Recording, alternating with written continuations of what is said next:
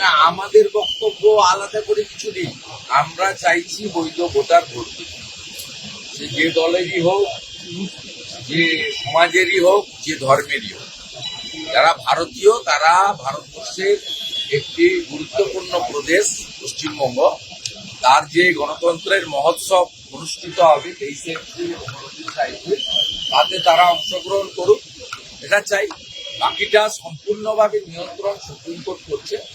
তারা বলেছে সাপ্লিমেন্টারি লিস্টে নাম এসে যাবে, যারা জুডিশিয়াল অফিসার এবং আধিকারিকদের দ্বারা ছাড়াই বাছাইতে তথ্য প্রমাণ এবং ডকুমেন্টের উপরে যাদের প্রমাণ হবে যায় তাদের ভোট থাকা উচিত, তারাই আগে যেটা করা দরকার, পুলিশ ওয়েলফেয়ার বোর্ডকে ডিফাং করা দরকার।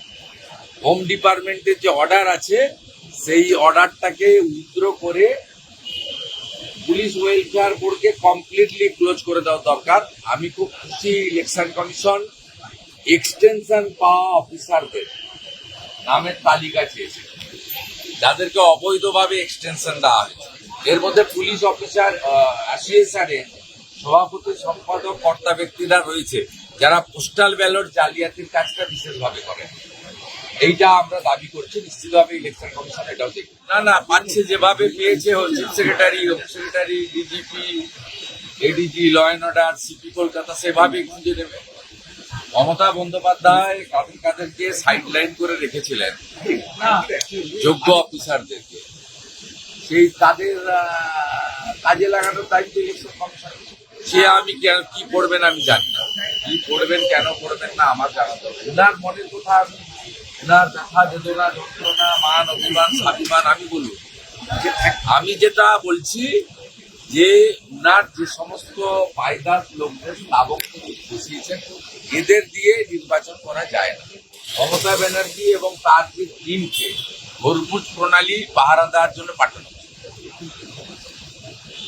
মমতা ব্যানার্জিকে পাঠানো উচিত হরমুজ প্রণালী পাহারা দেওয়ার জন্য, যাতে ইরান সেখানে কোনো ভারতীয় তৈল বা গ্যাস বাই আমাদের যে শিপ জাহাজ তাকে না আসে। সব ড্রামাবাজি। মমতা ব্যানার্জি পেট্রোল ডিজেলের দাম অন্য রাজ্যের থেকে 10 টাকা এখানে বেশি।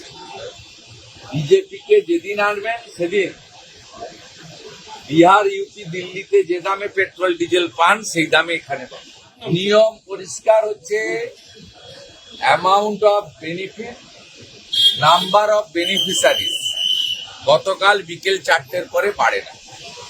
অতএব এটা ডেলিভারি হবে না, এটা কেবলমাত্র মমতা ব্যানার্জির টুইট হয়ে রয়ে যাবে এবং তিনি একটা প্রতারণা করেছেন সকলে। মানে ডিএটাও পাবেন না, যে পাওয়ার কোনো প্রশ্নই নেই, পাওয়ার কোনো প্রশ্নই নেই যদি না সুপ্রিম কোর্ট ইলেকশন কমিশনকে বলে। যেহেতু সুপ্রিম কোর্টের অর্ডার আছে, সুপ্রিম কোর্ট যদি বলে সেটা এক্সেপশন।